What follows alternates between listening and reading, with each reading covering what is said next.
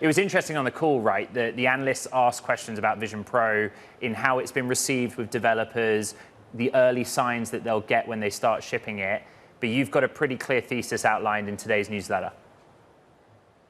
Yeah, it was interesting because going into the call, Wall Street and the breadth of analysts we cite were pretty adamant that Apple would grow about 5% in the holiday period, right?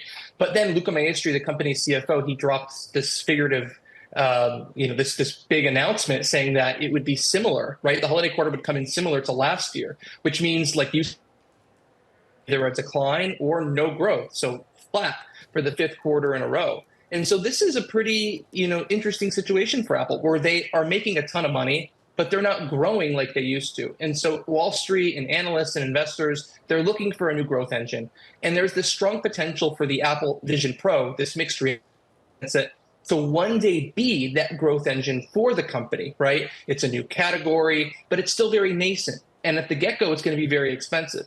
And when they're putting it on sale in their Apple retail stores, it's going to be a very curated experience that requires appointments. It's going to require try-ons, sizing. And it's not, like Tim Cook said, going to be a grab-like experience, which means it's going to take a long time for them to gather numbers, gather revenue on this device. So combined with that retail approach, combined with the price, this is going to start out very slow. And eventually, I think they're going to need to switch more to an Apple Watch model where they're moving from a curated experience with appointments to something that is a bit more grab and go, let's say like a Mac, iPad, or iPhone even. Well, it's interesting how they plan to sell it, but also what it is, right? I remember being in Cupertino for the Unveil Vision Pro. You've written so much about this. It's a $3,500 product, high end, but it's almost designed for developers, not a mass market.